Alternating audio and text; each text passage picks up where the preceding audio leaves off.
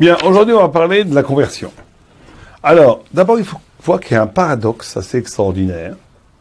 C'est que d'un côté, un juif reste un juif éternellement. Puisque Lustiger, par exemple, qui était l'archevêque de Paris, cardinal, je crois même, il sera puni, pas simplement parce qu'il a trahi sa religion, il sera puni aussi parce qu'il n'a pas mis les tefilines tous les matins, qu'il n'a pas fait Pessah, qu'il n'a pas mangé la galette. Ça veut dire qu'il reste juif. On peut devenir l'archevêque de Paris, même le pape, on peut devenir le pape, on reste juif. C'est-à-dire que la judaïté ne peut pas se perdre, jamais. Jamais. Comme la Keuna, un Kohen ne peut pas perdre sa Keuna, il reste Kohen à vie. Il n'a peut-être pas le droit des fois de travailler au temple, mais il reste Kohen. Un juif reste un juif quoi qu'il arrive. Il peut se convertir à toutes les religions du monde, être le athée le plus radical, il reste juif d'après la halakha, il peut participer à un minyan, etc., etc. On ne peut pas perdre sa judaïté. Et d'un autre côté, donc ça veut dire que c'est une essence. C'est-à-dire qu'un chat ne peut pas perdre le fait qu'il soit chat. La seule façon de faire qu'un chat ne soit pas un chat, c'est de le tuer. La seule façon de faire qu'un juif ne soit pas juif, c'est le tuer. Donc ça veut dire que c'est une essence. Dans cette configuration de l'identité juive, comment peut-on imaginer une conversion? Comment un non-juif peut devenir juif? Si le judaïsme était une religion où j'adhère à des idées, alors je comprends. Tu y adhères, t'es juif, tu y adhères plus, t'es pas juif. Donc un non-juif qui adhère au judaïsme devient juif, ça serait logique, mais non. On te dit même si tu n'adhères à aucune idée de la Torah, même si tu vas toute la journée contre la Torah, même si tu dis je voue ma vie à combattre la Torah, tu restes juif. Quoi qu'il arrive, t'es juif. Donc ça veut dire que c'est une essence. Comment peut-on envisager qu'un chat devienne un lapin, ou un lapin devienne un cheval? Comment voulez-vous qu'on change d'essence? Comment donc quelqu'un qui ne fait pas partie de cette essence, qui n'est pas de ce peuple, peut le devenir? Comment est-ce qu'un guerre devient juif? Parce qu'un guerre devient juif. Un guerre devient juif 100%. C'est vrai que c'est encore un guerre, il y a des halachot spécifiques pour les guerres, mais il est juif, au point qu'une guillorette, une convertie femme, qui se convertit et qui se marie avec un juif, ses enfants sont juifs 100%, peuvent se marier avec un Kohen, etc., etc., sont des juifs. 100%. D'après la halakha, ils peuvent être rois d'Israël, si le père est juif. Donc ça veut dire qu'on a un problème. Marloquette, c'est vrai, mais, enfin, c'est évident que oui. Donc on a un problème ici. On a un problème. Comment est-ce qu'on peut combiner intellectuellement, penser en même temps une essence indéracinable et que cette essence indéracinable soit ouverte à l'universel, soit ouverte à tout le monde, n'importe quel Chinois, Japonais, Africain, Américain, Français, Européen, n'importe quel être humain, aujourd'hui en tous les cas, peut se convertir et devenir juif s'il obéit à des règles de la conversion. Comment est-ce que c'est pas un paradoxe conceptuel? En réalité, ça renvoie à l'identité juive elle-même. C'est qu'il faut bien comprendre que l'identité juive elle-même est elle-même une identité qui s'est créée en se convertissant. C'est pour ça qu'elle est paradoxale. Qu'elle est en même temps une essence et qu'elle est en même temps, tout le monde peut le devenir, cette essence. Pourquoi? Parce que l'identité juive n'existe pas à l'origine. Ce n'est pas un peuple, être juif. C'est un peuple, bien sûr que c'est un peuple, mais ce n'est pas qu'un peuple.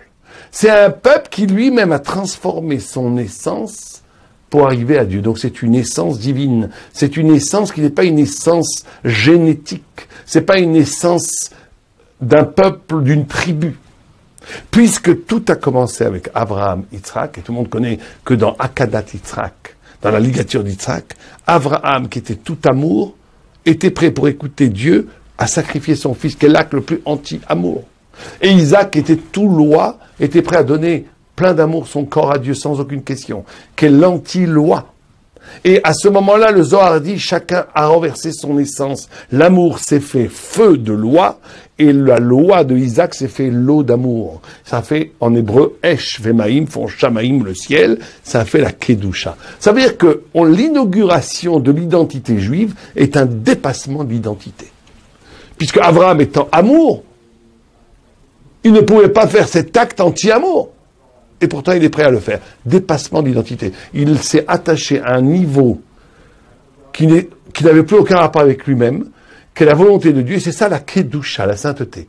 C'est la capacité de connecter sa pensée, sa parole et ses actes à quelque chose qui n'est plus manipulé par le psychologique, le biologique, par l'identité, par moi, mais qui est manipulé par l'appel d'un ailleurs divin qui me dépasse complètement. Et pourtant, j'épouse cette gestuelle divine dans quelque chose de poétique qui est magnifique. Je suis transformé, transporté par une caresse divine qui n'a aucun rapport avec moi.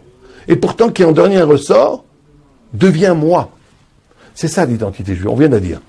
L'identité juive, c'est pas une identité, ou c'est plutôt une identité qui se fait en s'oubliant et en renaissant dans quelque chose qui est complètement de l'ailleurs.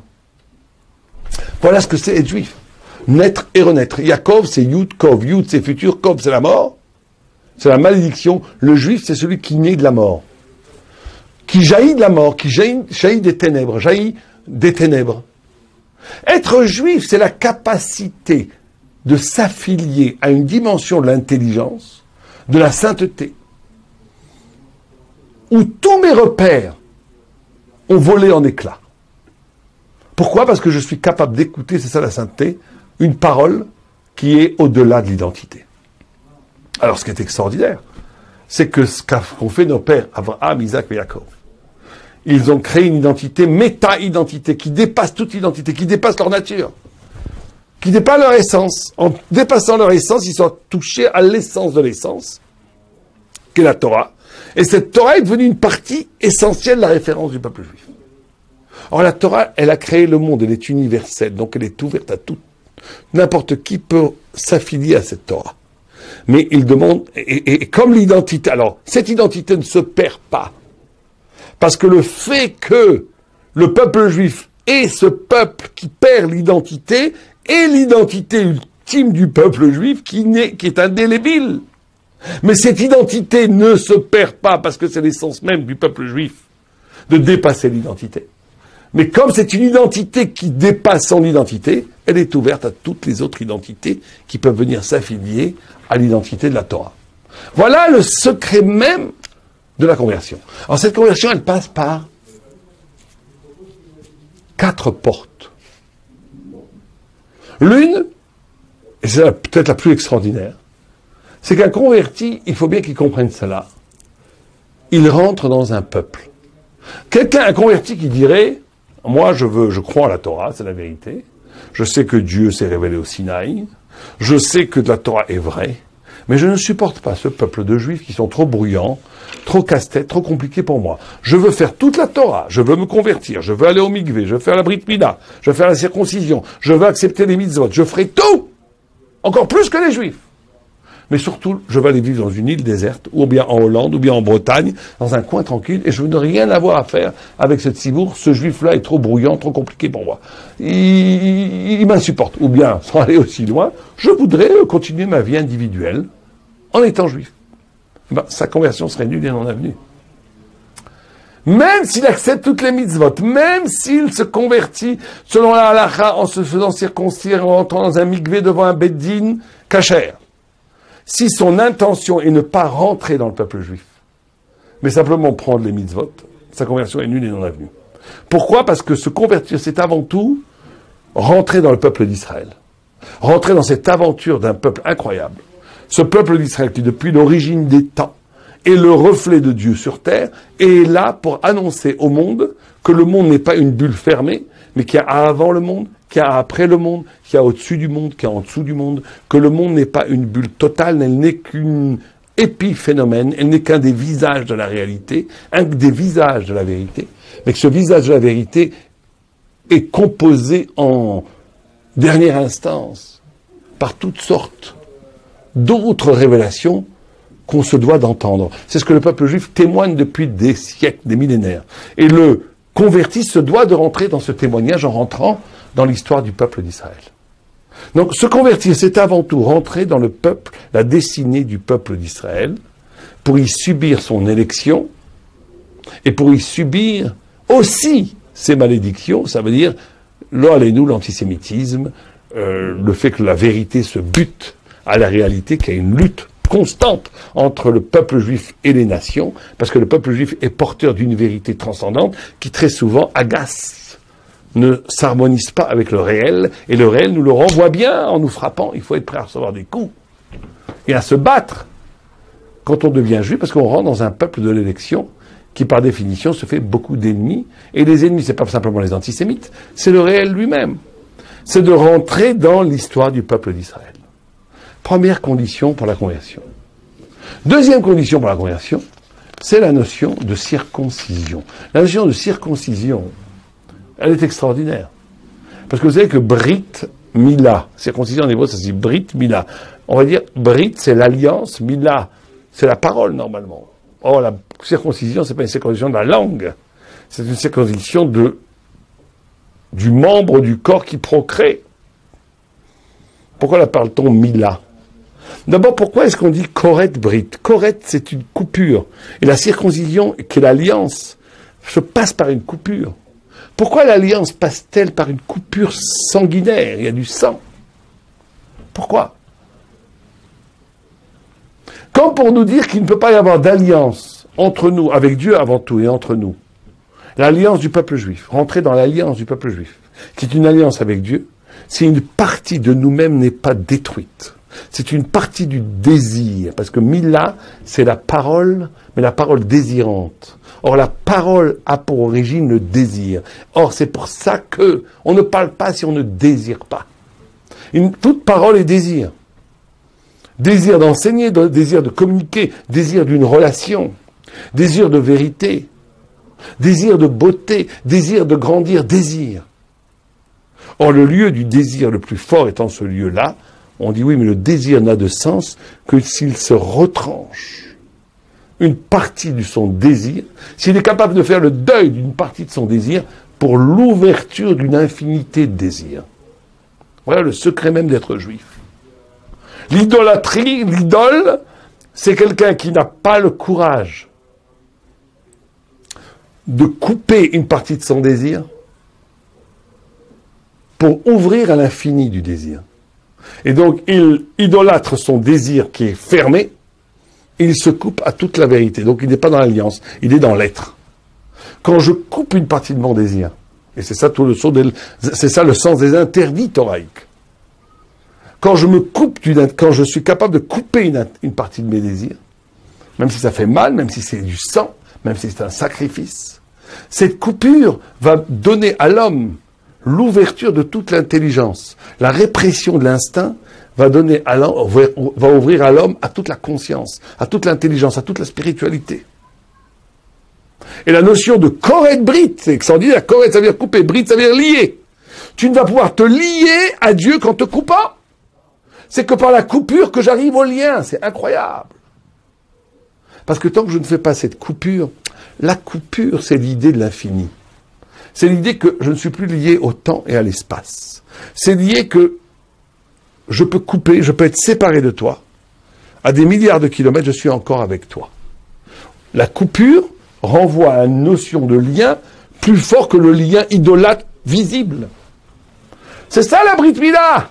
La Brit Mila, c'est une identité d'Israël qui fait un lien avec Dieu au-delà de l'être, et même en brisant l'être. Ça veut dire qu'on pourrait croire qu'on est séparés, on est ensemble. La fidélité, c'est d'être avec l'autre même quand il n'est pas là, pas d'être avec l'autre quand il est là. La fidélité à Dieu, c'est d'être capable d'être avec Dieu même quand ça paraît d'être dans les ténèbres les plus extraordinaires. Certains juifs étaient avec Dieu à Auschwitz, quand c'était le plus séparé.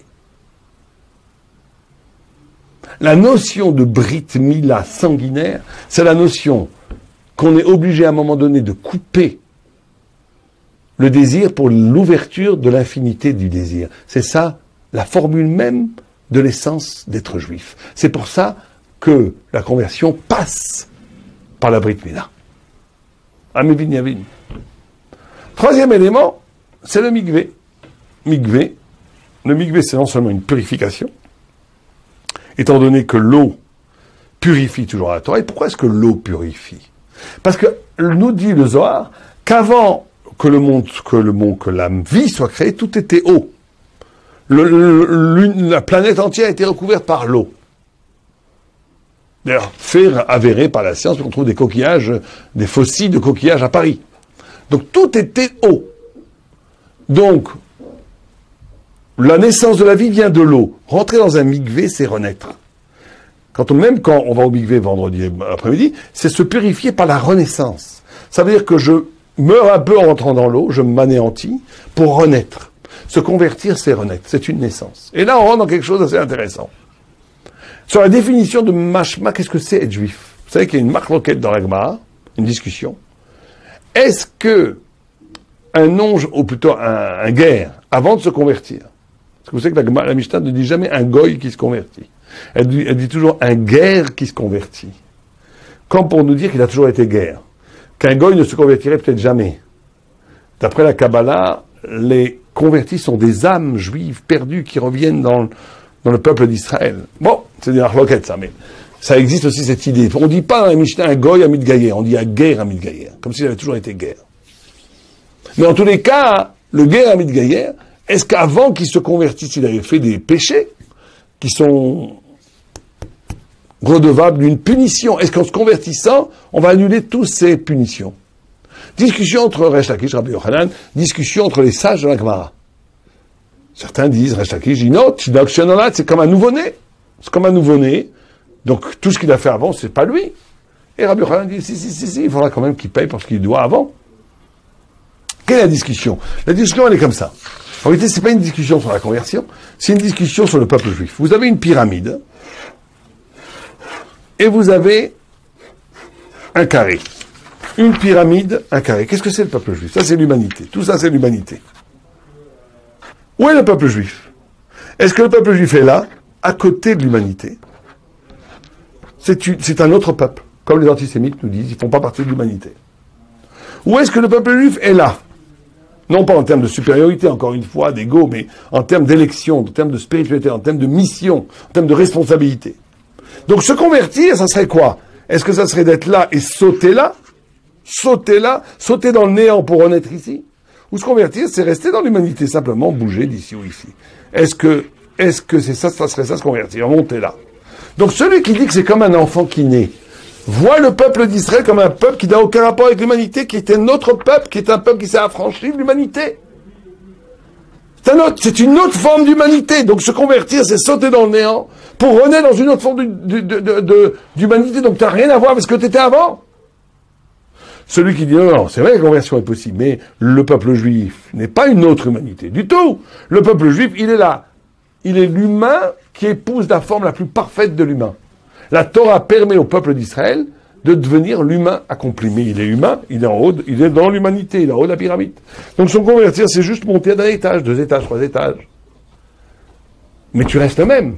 Fondamentalement, simplement, tu t'accomplis grâce à la Torah, grâce à l'appartenance du haut de la pyramide. Donc on a en réalité 2 visions complètement différentes de la conversion, qui elles-mêmes dépendent de 2 visions complètement différentes de qu'est-ce que c'est le peuple d'Israël par rapport au reste de l'humanité. Mais les 2 vont dire qu'il faut une purification. Simplement, chacun dit qu'il faut une métamorphose qui passe par l'eau. Pourquoi? Parce que l'eau est à l'origine de la vie, et avant la vie, il y avait la mort, et donc du néant naît la vie. Et donc, en rentrant dans un mikvé, c'est une naissance. Alors certains disent c'est une naissance radicale, tu sautes, tu arrives ailleurs, en sortant de l'eau du mikvé, devant 3 dayanim orthodoxes. Ça veut dire, j'aime pas du tout le mot orthodoxe, du judaïsme authentique, parce que toutes les autres conversions, c'est du bidon. La seule conversion qui est valable, c'est un bédine orthodoxe. Parce que quand on parle de religion, il faut que ça soit initiatique. Sinon, chacun fait sa petite religion et ça vaut rien. Tout le monde comprend ça. Sinon, c'est pas la peine de se convertir. T'as qu'à dire je suis juif et de décider tout seul, c'est aussi très bien. T'as qu'à dire que ma religion à moi, c'est de penser que je le dis, ça suffit. C'est très bien comme ça. Donc si on parle d'une réalité en soi, d'une vérité en soi spirituelle, il y a des lois. Les lois, il faut que ça soit des mishpat. Mishpat, c'est la loi divine, c'est 3 dayanim qui sont fidèles à la Torah de Moshe et des sages depuis 3000 ans.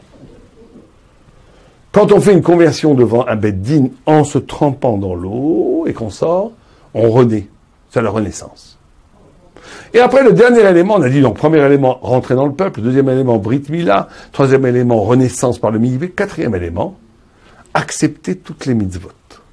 Or, accepter toutes les mitzvot, c'est pas juste, oui, d'accord, je vais faire la Torah, c'est très bien. Pas du tout. D'abord, il faut accepter toutes les mitzvot. Tu n'es pas un converti si tu n'es pas accepté. Ça ne veut pas dire que du jour au lendemain, tu vas devenir le tzaddik gamo. Mais en tous les cas, accepter que tu es chayav de toutes ces mitzvot. Des fois, tu vas tomber, des fois, tu vas pas tomber. On peut pas, il y a aussi l'autre côté, que des fois, on demande à un converti d'être Superman, qui soit encore plus cachère, plus strict et plus difficile qu'un juif de naissance. Il n'en est pas question. L'idée de la conversion, c'est pas que du jour au lendemain, il devienne le Rav Etzraïm. L'idée de la conversion, c'est que du jour au lendemain, il a compris qu'il a accepté toutes les mitzvot. S'il te dit, moi, j'ai tout accepté, mais ça, je peux pas l'accepter. C'est pas un converti. Il faut qu'il accepte toutes les mitzvot. Il peut dire, si un converti vous dit, moi, j'ai tout accepté, la Torah, c'est la vérité, mais j'ai du mal actuellement à faire ça, bon, ça, c'est des problèmes, mais ça n'annule pas sa conversion. C'est ça la différence. Accepter la Torah, c'est-à-dire d'accepter la Torah comme vérité, parce que accepter les mitzvot, c'est pas simplement accepter de les faire. C'est que chaque mitzvah, il y a 613 commandements qui correspondent à 613 mêmes membres du corps. Donc l'acceptation des mitzvot fait partie elle-même de la conversion. Vous comprenez? C'est pas qu'on rajoute ça à la conversion.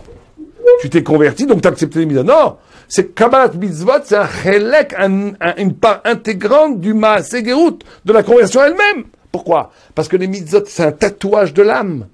Chaque mitzvah ouvre une parcelle de lumière, une passerelle de lumière, une partie de nous-mêmes qui était morte sans cette révélation. Or, quand on se convertit, ces mitzvot, ces 613 mitzvot, vont construire le corps glorieux d'Israël. Une sorte d'imprimante, comme on a dit, que la première, en vérité, ça renvoie à la première chose qu'on a dit. Se convertir, c'est rentrer dans le peuple d'Israël. C'est-à-dire ne pas se voir comme un individu qui existe absolument et qui a des obligations extérieures, mais se considérer comme une part du corps glorieux d'Israël. Eh ben, les 613 mitzvot que l'on reçoit sont un tatouage de mon âme, ça transforme mon être. Parce que chaque mitzvot, tac, tac, tac, tac, elle va ouvrir en moi dans une dimension de moi-même qui n'existait pas avant ma conversion. Donc, Kabbalat mitzvot me transforme d'un corps qui n'avait que 7 facettes de divinité, qui sont les 7 mitzvot de Bnei Noach, en 613 facettes. Donc je suis tatoué spirituellement, je suis métamorphosé spirituellement. Donc c'est essentiel, Kabbalat mitzvot. Si quelqu'un n'accepte pas une des mitzvot, il peut pas, ça n'existe pas une Torah à 612 mitzvot. La Torah c'est 613 mitzvot, c'est tout, on peut pas. C'est impossible, ça marche pas. Parce qu'il va façonner sa neshama par rapport à cet impact de 613 mitzvot. Donc être juif, c'est être modifié par l'acceptation, par la Kabbalat mitzvot. Donc vous aurez remarqué que la conversion, en vérité, ce n'est que la reconduction individuelle de l'épopée d'Israël dans le désert. Puisque la Brit Mila, ils l'ont fait dans le désert. Est-ce qu'ils l'ont fait en Égypte? Certains l'ont fait même en Égypte. Après, le Mikvé, c'est l'ouverture de la mer Rouge. L'ouverture de la mer Rouge, ils sont passés dans la mer, dans le Mikvé. Le Kabbalat mitzvot, c'est le don de la Torah. Le peuple d'Israël, c'est toute l'épopée du peuple d'Israël. Donc on voit qu'en réalité, ces processus de conversion ne sont pas des actes symboliques d'appartenance à une conviction religieuse, Dieu préserve. Sont un passage initiatique qui transforme l'âme de la personne qui se convertit. Comme le peuple juif a été transformé par la sortie d'Égypte, par la circoncision, par l'ouverture de la mer Rouge qui a créé un espace qui était l'espace juif. Et quand les Mitzrim sont rentrés dedans, ça s'est refermé, ils sont morts. Parce que c'est l'ouverture de la mer Rouge, c'est la purification du peuple juif par la création d'un espace qui lui est propre. Ben, quand on se convertit, c'est la purification de la personne en rentrant dans l'élection du peuple juif qui se crée maintenant un nouvel espace existentiel qui n'existait pas avant, qui n'est valable que pour lui. Et donc, de la même façon qu'il y a circoncision, appartenance au peuple, circoncision, traverser la mer Rouge, Kabbalat Torah, le don de la Torah sur le mont Sinaï, et bien un converti suit exactement le même chemin. Il rentre dans le peuple, circoncision, mikvé, Kabbalat mitzvot. Donc ça, c'est l'essence même de qu'est-ce que c'est la conversion. Dès qu'on ne fait pas ça, on en est question d'accommodement, c'est pour ça qu'on demande d'ailleurs de façon presque injuste. On demande à un converti, un non-juif, qui n'accepte pas des mitzvot, qui reste juif, parce qu'il est né juif, il n'y a rien à faire. Un converti, il doit accepter toutes les mitzvot, comme on vient d'expliquer. La raison aussi, c'est parce que quand on commence quelque chose, il faut que ce soit parfait. On ne peut pas commencer quelque chose tordu. Vous savez qu'en mathématiques, vous avez une courbe, vous avez une parallèle comme ça, même si elles sont 1/1000 de millimètre un peu divergentes, elles ne sont pas exactement parallèles, et ben au bout de quelques centaines de milliers de kilomètres, ça va être des espaces énormes. Ben, quand on commence quelque chose, ça doit être parfait pour que ça ne soit pas des espaces énormes plus tard. Parce que les répercussions après sont tragiques. Donc pour devenir juif, il faut un engagement total. Un engagement total, 1, d'Enaïmouna, je rentre dans ce peuple. 2, j'accepte toute la Torah qui modifie mon essence. 3, de comprendre, et c'est peut-être la dernière chose qu'on va dire, mais qui est peut-être le plus important. Un converti doit comprendre qu'il est élu. Il croit que c'est lui qui fait une action de se convertir. Mais non, c'est pas comme ça que ça se passe. De la même façon que le peuple d'Israël a été élu par Dieu, un converti est élu par Dieu. Il est élu pour entrer dans le peuple. Il faut qu'il comprenne qu'il a été choisi. C'est une élection avant tout. Donc, et en vérité, le processus de conversion est un test pour savoir est-ce qu'il a vraiment été élu ou pas élu. Allez, allez, nous. Kol tov.